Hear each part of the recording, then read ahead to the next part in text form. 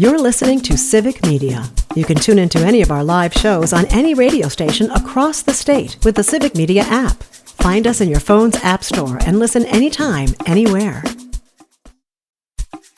This is your WMDX Daily News Roundup for Mad Radio 92.7 FM and 1580 AM in Madison.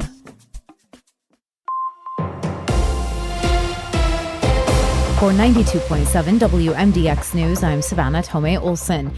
Governor Tony Evers has signed more than a dozen bills passed by the Republican-led legislature and vetoed 5 others. We can start with the bills he signed into law. There are 17 of them. There's now a new certification for advanced practice nurses that makes it easier for them to practice on their own. About 8,000 nurses in Wisconsin could qualify under this new law, and advocates say that could increase healthcare access. Also in healthcare, patients can no longer be given pelvic exams for educational reasons without their consent while they're under anesthesia. That law was sparked by a Madison woman who began advocating for the measure after learning it happened to her.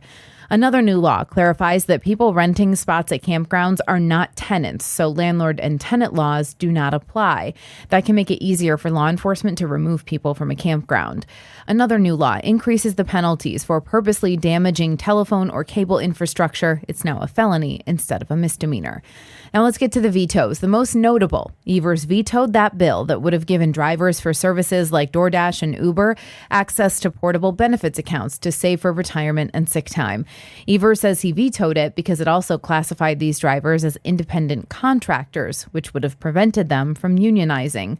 According to WisPolitics, DoorDash in particular spent more than $1 million here in Wisconsin in just 6 months lobbying to get this bill passed. Republicans who authored it say Evers is telling gig workers they don't matter.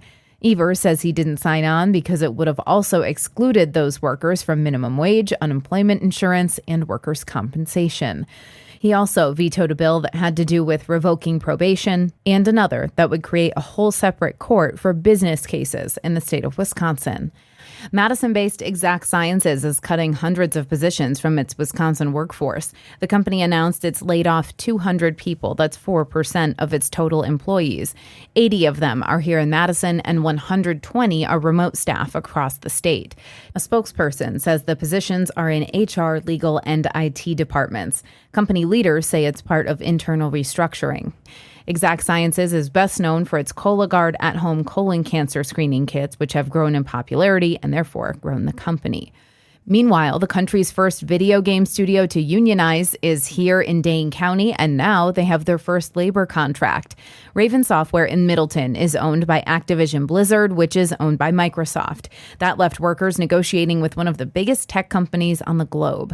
Employees told the State Journal they got just about everything they wanted in that contract, a 10% raise and limits on mandatory overtime. Staff their work on popular video games like Call of Duty. On average, it takes about a year and a half to ratify new union contracts. This one took twice as long, with 3 years. And fall sports are already starting. Girls golf can start competition first on Friday, followed by girls tennis on Sunday, and football begins next week. Jimmy Kuska details some changes coming to high school athletics this year. High school sports are back, and there are plenty of changes for the upcoming school year in Wisconsin. A new policy allows for name, image, and likeness deals, meaning that high school student athletes can receive compensation for NIL. However, the new policy is extremely restrictive on who can pay a student and what products, services, or materials a student can endorse. Another new rule this year will require any spectator removed from an event to take an online sportsmanship course before being allowed back and after serving a 1-game suspension. That's Jimmy Kuska. I'm Savannah Tomei Olson, 92.7 WMDX News. The Badgers quarterback injured. Hi, I'm Mike Clemens with sports. College football. The Wisconsin Badgers' new starting quarterback had to exit yesterday's training camp practice. Billy Edwards met later with reporters. Yeah, I just clinked the knees a little bit, so obviously as a 22-year-old, I guess maybe a little bit hit on the knee hurts a little more than when I was 18 in college, so just a little bruise. But, I mean, I felt a lot good, was running there at the end of practice, so it was good competitive period, so it happens, but I feel fine. So NFL, the Packers holding practice sessions open to the public today before packing their bags for Indianapolis and a joint practice Thursday with the Colts. Baseball, the Brewers beat the Pirates 7-1 thanks to 36-year-old left-hander Jose Quintana, who allowed just one run in 6 innings pitched. Quintana's going to go out and pitch like he did tonight, giving us 6 innings in a big event, knowing that the bullpen was stretched this weekend, and Quintana was great. Anderson was great. Shelby Miller, that was really good. That's Brewers manager Pat Murphy with Sports. I'm Mike Clemens.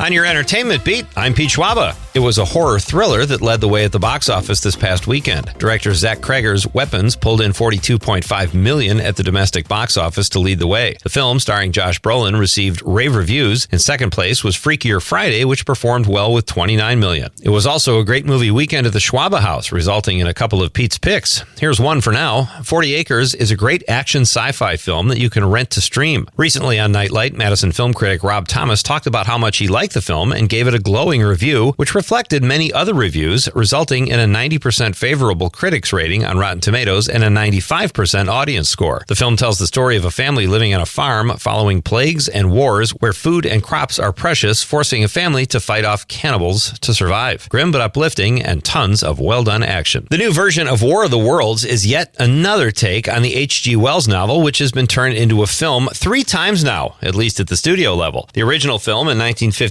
currently rates an 89% on Rotten Tomatoes. The Steven Spielberg Tom Cruise remake in 2005 received a 76% fresh rating, and while not perfect, it was an exciting film. The new version starring Ice Cube is getting only a 3% favorable rating, which could mean the one critic who liked it hit the wrong button, forgot to carry a 1, misspelled a word, etc. One critic called it a cinematic atrocity for the ages. Another says H.G. Wells is probably turning in his grave, and finally, it's irredeemably bad even for a pandemic movie. If you want to check it out, you can catch it on Amazon Prime, but just to reiterate, 3%. That's better than a movie you've never made. A performance in one movie should not theoretically affect critical praise for a performance in another film, but show business is an imperfect science. In last week's Hollywood Beats, I mentioned Eddie Murphy's recent interview with Complex, where he discussed some of his all-time clunker films, which included The Adventures of Pluto Nash and Holy Man, but not the film Norbit, which according to Murphy is not a turkey. Norbit was panned by critics, but Murphy has a soft spot in his heart for it because he wrote it with his brother Charlie. During the interview, it was also revealed Murphy believes that Norbit might have cost him an Oscar for his performance in the film Dreamgirls. Murphy was nominated for Best Supporting Actor right before Norbit hit the big screens. He thinks, as critics do, that might have cost him an Oscar, even though the actor-comedian says it should not have. Making matters worse, Norbit took home multiple Razzies, which are the anti-Oscars. I guess trophies are trophies. For more showbiz fun, tune into Nightlight with me, Pete Schwaba.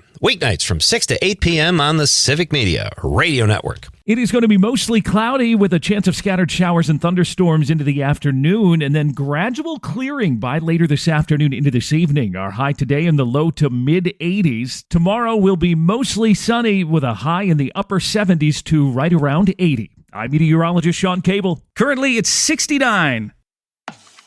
That's your WMDX Daily News Roundup from Civic Media. Subscribe to this podcast on Spotify, Apple, or wherever you find your podcasts. Find more news at mad.radio. The national news cycle never stops, but it can be hard to find news about your local community. Civic Media is dedicated to providing quality local and state news coverage across Wisconsin. With the Civic Media app, you can get notifications about local stories that matter to you and your community. Find the free Civic Media app in your phone's app store and choose notifications from the menu to tell us what kind of news you want to hear about.